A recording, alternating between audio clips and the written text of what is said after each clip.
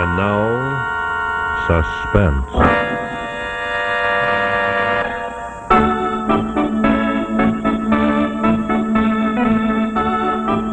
Your host is Autolite, maker of all types of spark plugs, including sensational Autolite resistor spark plugs and dependable Autolite Stay Full batteries.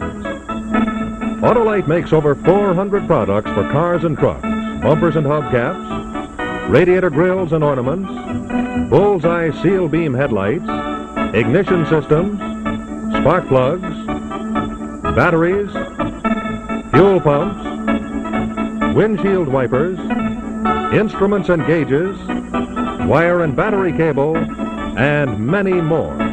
So remember, from bumper to tail light, you're always right with Autolite.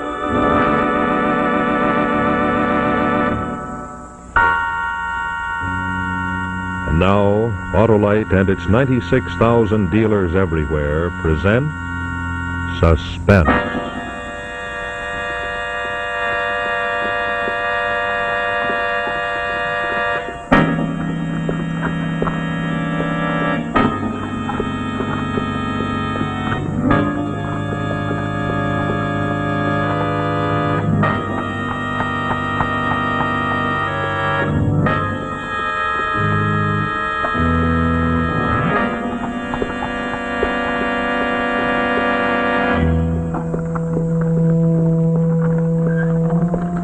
Only two isolated facts were known.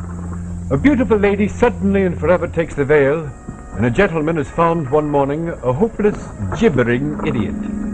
Coincidence? Perhaps. She was the ornament of the London season, Lady Sannox, more enchanting than Mrs. Langtry, more charming than even Ellen Terry, and all of Mayfair was talking about her. My dear, look at her. The gracefulness of it. If she were not Lady Sannox, no one would speak to her. No woman, at any rate. But doesn't Lord Sannox know? The poor husband never knows. Lord Sannox is like the first little monkey. Sees no evil. The blind, doting fool. Reggie was at Cambridge with him. Saw him breaking a horse one day. He said there was nothing foolish about that. He found her in a music hall, didn't he? Made her a lady. In name only. And it wasn't a music hall. It was his own amateur dramatic society. You'll excuse me, I'm going to speak to Lady Sannox a minute. By Jove, yes, I remember now. Cast himself in all the lovers' parts in order to woo her. Sannox, I'm so thrilled. His Highness is contented to see the performer now. Only you could persuade your husband to act again. Oh, I'm so sorry, Mrs. Berendt. He's no longer interested in acting. He prefers other things now. Oh, really? What? Orchids, chrysanthemums, flutes in the country. Oh, a talent as great as Sir Henry Irving's. What a pity. He's doing Othello. He'd be simply magnificent in it. In what role? Why, Othello, of course. Oh, I should hardly have thought that suited him exactly. Oh, here's Mr. Stone. What time is it? About 10:30. Oh? He's late, isn't he? Will you excuse me, Lady Sannox? Douglas Stone, the most brilliant young surgeon in London, throwing away his career for a strumpet. Oh, hush, my dear. Remember, you're the strumpet's guest. He'll go the way of all his predecessors. Reggie said their number is legion. Watch now, watch. Will you excuse me?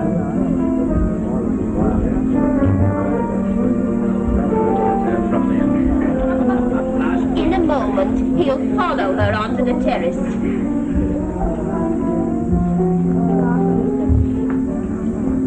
How does he dare in a husband's house? Watch, and you'll see.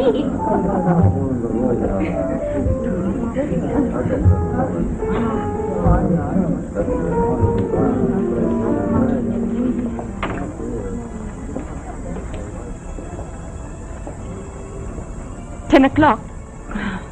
You promised. My dearest, I'm most frightfully sorry. I was detained by an emergency in the operating room. Did your patient die? As a matter of fact, he did. For 2 minutes. They all declared it was a miracle, because suddenly the heart began to beat again. Well, were you terrified? Certainly not. But if your hand had so much as trembled... But you see, my dear, my hand didn't tremble. It never does. Oh.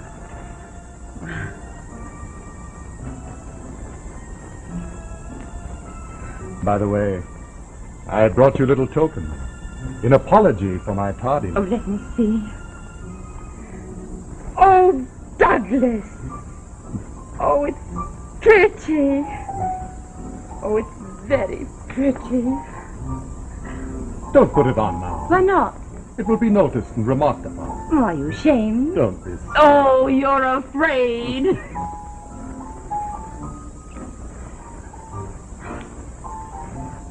Fix the clasp for me now.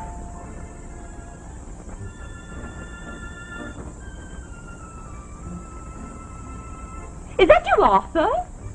What are you doing lurking out there in the dark? Forgive me for intruding, my dear. Mr. Stone. I merely wish to say good night. Good night, with a room full of guests. Are you mad? I hardly think my absence will be remarked. Where are you going? To the country again, I suppose. Yes, my dear. At this hour? I shall be there before midnight. Oh, I presume your orchids are ailing. They sent you a message of distress. Do worry about them. Like a doctor.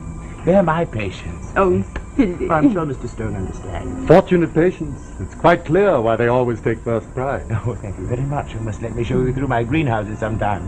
I should be delighted. When? Oh, Douglas, you do carry politeness too far. When will you have me? Are you serious? Quite. You see, my dear, Mr. Stone and I have a taste for loveliness in common. Shall we say Sunday next? In the morning. Oh, yes, well, I shall be there. well, you do my poor flowers great honor. Well, good night, my dear. How long will you be gone? Oh, 10 days, perhaps longer. Till Sunday next, Mr. Stone. I shall send you in some orchids, my dear. Till Sunday next, Mr. Stone. Have you taken leave of your senses? Father, we'll discuss it later when the guests have gone.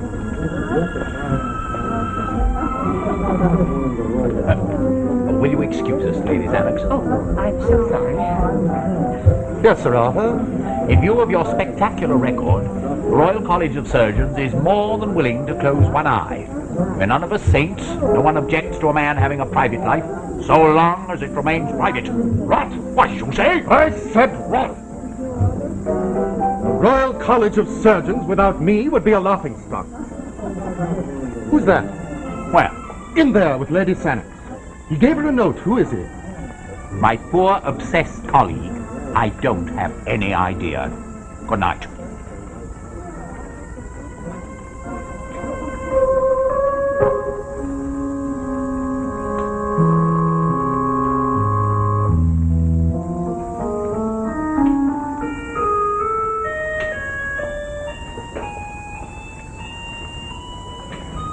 We loathe each other cordially, but we laugh.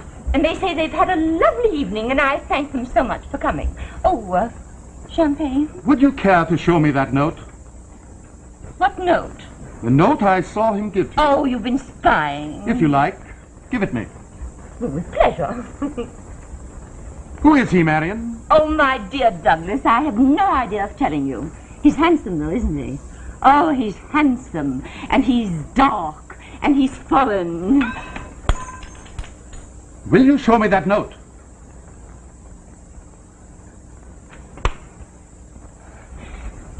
Let us understand one thing, my beloved. I cannot be owned. I cannot be spied upon, questioned, and ordered about. My husband learnt this with some difficulty, and I'm afraid you must do the same. You forget, my dear, that I love you. You are not unique.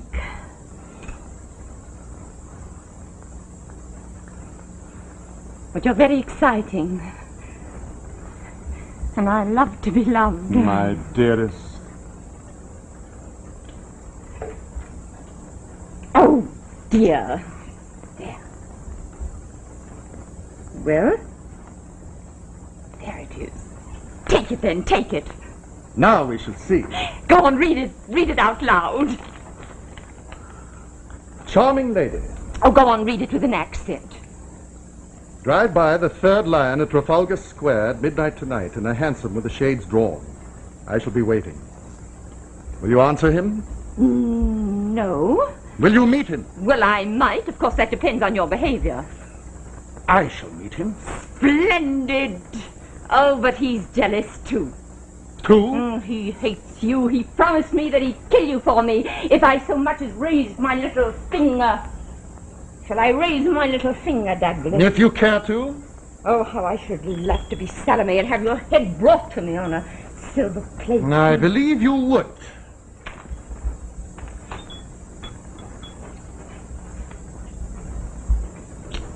Now will you go to him? Will you? What do you think? I think not. Oh, my beloved. I tease you only because I cannot have you with me always. I'm afraid to lose you, and I think I must make you jealous to hold you. But if you were my wife...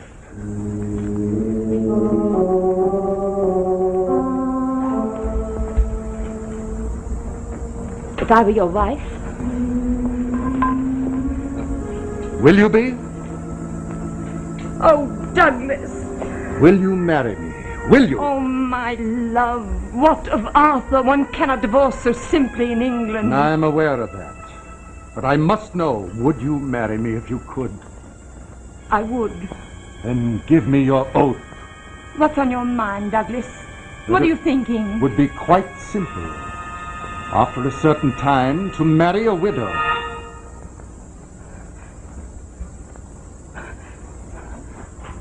Oh, you wouldn't. You wouldn't. I will. That's why on Sunday next, in the country. I have it planned. It shall be done in silence, neatly. Do you love me so much? So much. On the operating table tonight, I cheated death. I must make that up, you see. But you must tell me nothing. I must know nothing. Must. If only that I can be sure to trust you afterward. You can. Then kiss me, my wife.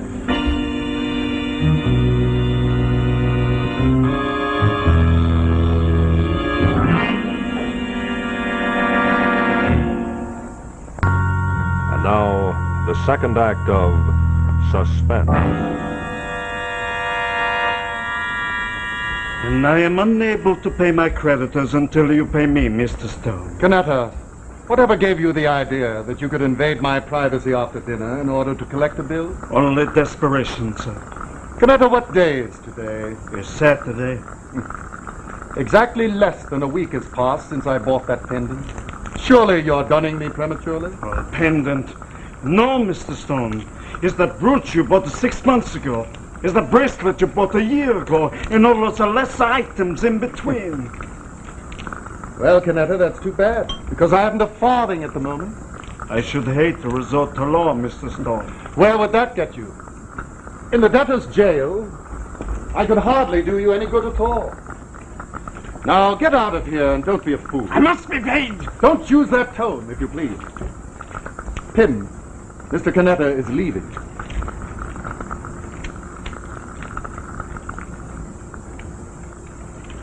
Oh, and Pym, order my carriage brought round. Yes.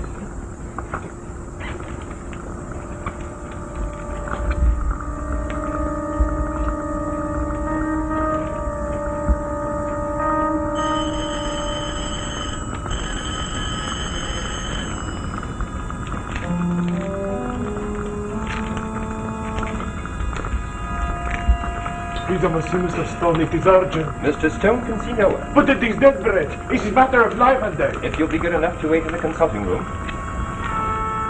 Thank you, I will. Come. Oh, Pym, bring me my tea at 8:30 in the morning. On Sunday, sir? Yes, if you will, on Sunday. What's this? A patient, sir, in the consulting room. Good heavens, no, Pym. Send him away. Look at the clock. I have an appointment. Hamid Ali, Smyrna. A Turk, I suppose. I think so, sir. He's in a terrible way. He says it's desperate. Well, pack him off. And bring the carriage. Mr. Stone. Mr. Stone. No, this is Mr. Stone. Good evening, sir. You speak English, I presume? Oh, yes, I'm from Esiomana, but I speak English a little. Yes. Good. If you will do me the honor of returning on Monday, I shall be glad Monday? to speak Oh, no. Even tomorrow will be too late. I'm sorry, I have an appointment. Mr. Stone, I come to you because only you can triumph over death. It will not take you an hour. The need is urgent. You must go with me. You must. Impossible tonight. I'm sorry. Mr. Stone, I do not beg you. I do not remind you of your doctor's oath. There are this bag, 100 pounds, and I have a cab ready at the door. Pim! Never mind my carriage, and see to it that it's brought around at 9:15 in the morning. Now then, what is the case? Oh, it is a sad one. So sad a case. If you please. Who is the patient? My wife. Oh, I'm sorry. You have not heard, perhaps, of the daggers of the Almohades? Never. They come from my own country. I have brought here. I am dealer in curiosities, you understand. And today my wife, she fainted in the room where I send my wares, and then falling, she cut herself upon this dagger, this cursed dagger of the Almohades. I see, and you wish me to bind the wound. Oh, no, it is far worse than that. What then? The daggers are poisoned. Poison? All that is known of these weapons, I know. In all the world, there is no one anywhere, east or west, who knows what is this poison or what is its cure. And what are the symptoms? A deep sleep, and in only 30 hours. Dead. My dear sir, allow me to offer you some brandy. No, I can't. You forget I am Muslim. Will not permit it. Yes, of course. I beg your pardon. You say there is no cure? None. The poison is very slow to absorb. It remains in the wound for hours. Then might not washing cleanse it?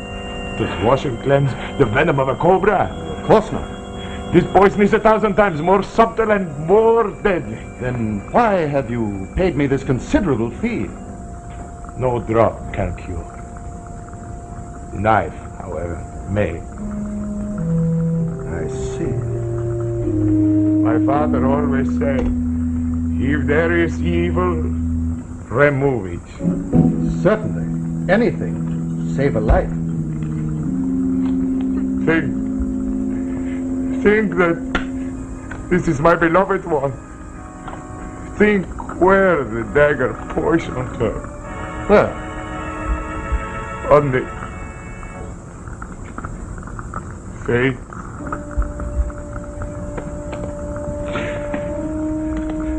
Are you quite ready, sir? Shall we go?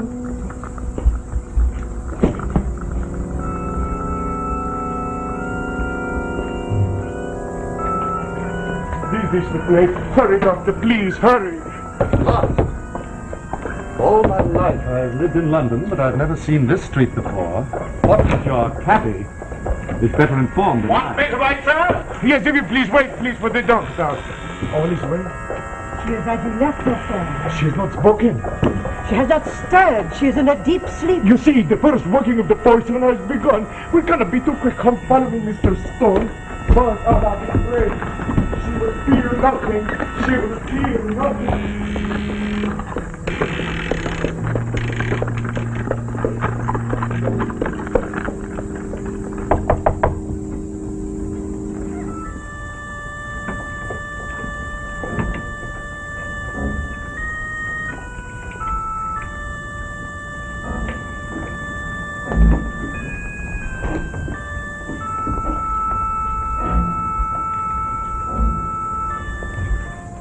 You will forgive the yashmak. Our women may not have their faces uncovered.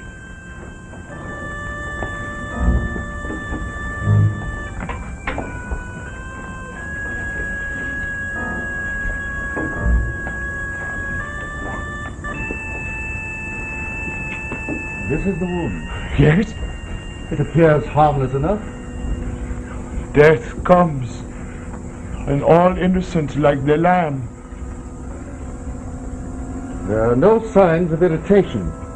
No festering. I believe we might better postpone the operation at least...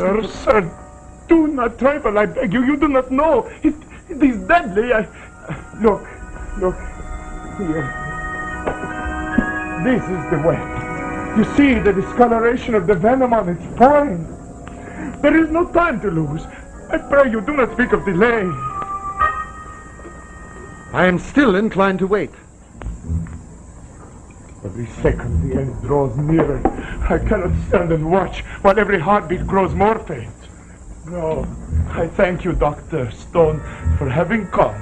It only remains for me to find another surgeon before it is too late. Very well. But please, you will let me have again my 100 pounds? I do not carry that much money with me. But, Mr. Stone, I gave you 100 pounds. You may call at my office tomorrow for it. Let me pass it, please. One other thing, Mr. Stone. My wife may die before I find another surgeon because you refuse to help her. We are in England now. I shall avail myself of the English laws. The coroner will be notified. Yes? I should be sorry if this should prove to you an embarrassment, if your reputation should suffer. Good night, Mr. Stone. You have personal experience of this poison? Oh, yes, I have. And you assure me that an operation is absolutely necessary? I swear it to you. I swear by all that I hold sacred. And you assume full responsibility? I do. Please.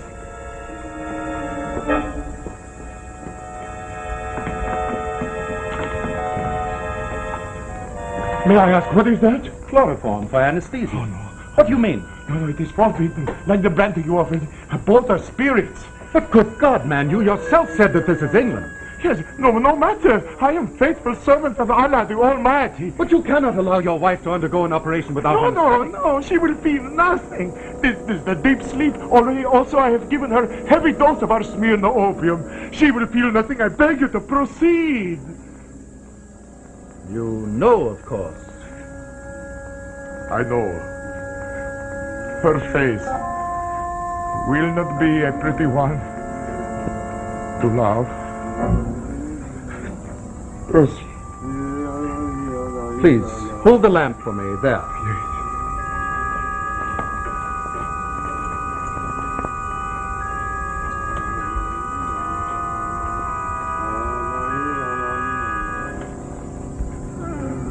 She's not absolutely unconscious. The opium has worked well, do not fear. I pray you use the knife while it is still painless.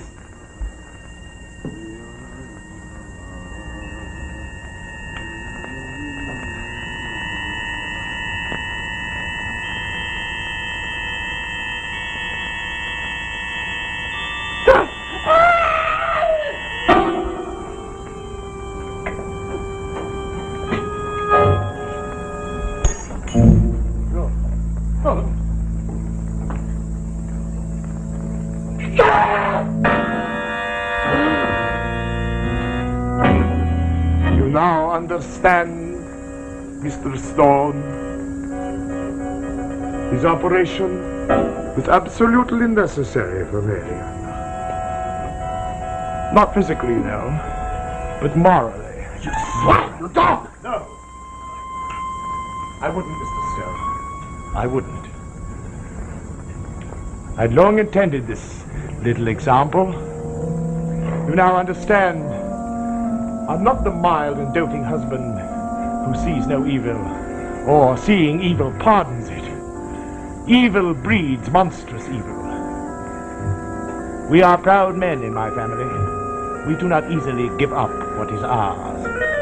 As you can see, I've been to some pains to carry out my little idea. The wound was caused by nothing more dangerous than my signet ring. There it is. That.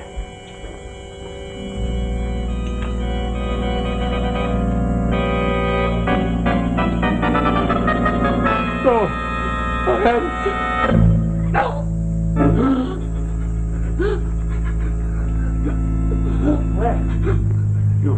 appointment with her, after all.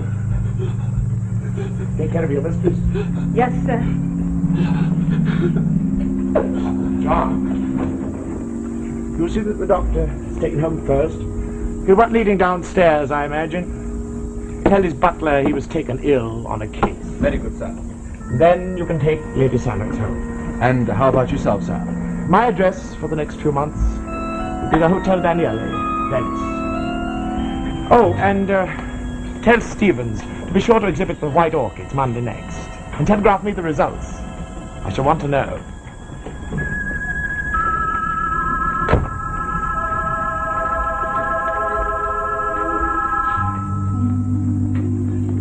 So you thought Venice would be safely distant? Yes, I did. But I was wrong. Evil breeds monstrous evil, you said, Lord Sannox, I believe. You might better have said, evil brings punishment. Are you sure? Do you really believe that, Inspector Thomas? I have to. The doctor, Mr. Stone, has been put away in an asylum, and Lady Sannox, heavily covered with a dark veil, does livelong penance in a nunnery. And as for me? As for you, I believe you will be punished more severely than even they.